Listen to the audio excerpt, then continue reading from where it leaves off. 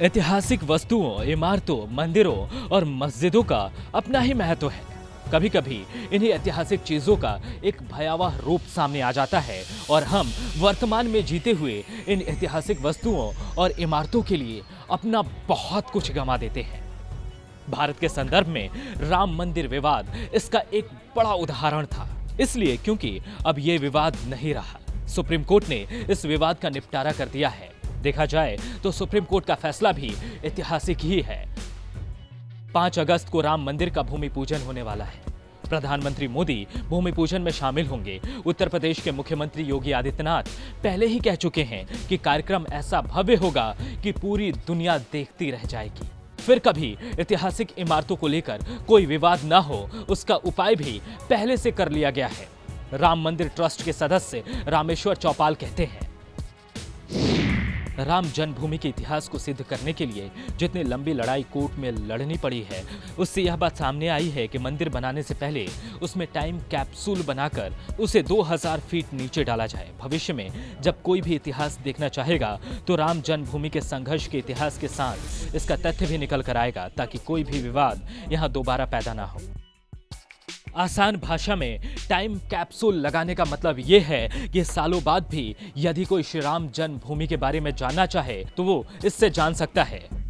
Time capsule एक container की तरह होता है जिसे विशिष्ट सामग्री से बनाया जाता है। टाइम कैप्सूल हर तरह के मौसम का सामना करने में सक्षम होता है। उसे जमीन के अंदर काफी गहराई में दफनाया जाता है। काफी गहराई में होने के बावजूद भी हजारों सालों तक उसे कोई नुकसान नहीं पहुंचता है, न ही वह सड़ता गलता है। कुछ साल पहले स्पेन के बारगोस में करीब 400 साल पुराना टाइम कैप्सूल मिला था। यह यीशु मसीह के मूर्ति के रूप में था। मूर्ति के अंदर एक दस्तावेज था जिसमें 1777 के आसपास की आर्थिक, राजनीतिक और सांस्कृतिक सूचना थी। फिलहाल इसे ही सबसे पुराना टाइम कैप्सूल माना जा रहा है। टाइम कैप्सूल एक कंटेनर की तरह होता है जिसे विशेष प्रकार के तांबे से बनाया जाता है। कॉपर की विशेषता यह है कि यह सालों तक खराब नहीं होता है और सैकड़ों हजारों साल बाद भी इसे जब जमीन से निकाला जाएगा तो इसमें मौजूद सभी दस्तावेज पूरी तरह से सुरक्षित होंगे। इसे जमीन के अंदर काफी गहराई में दफनाया जाता है। किसी समाज, कला या देश के इतिहास को सुरक्षित रखने के लिए टाइम कैप्सूल लगाया जाता है। यह एक तरह से भविष्य के लोगों के साथ संवाद भी है। पीएम मोदी जब गुजरात के मुख्यमंत्री थे तो साल 2011 में उन पर भी टाइम कैप्सूल दफनाने का विपक्ष ने आरोप लगाया था।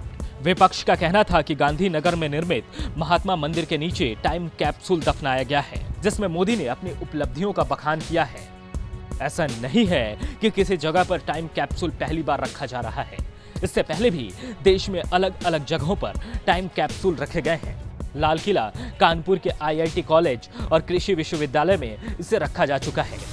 पूर्व प्रधानमंत्री इंदिरा गांधी ने लाल किला परिसर में जमीन से 32 फीट नीचे टाइम कैप्सूल रखवाया था। इसका नाम कालपत्र रखा गया था।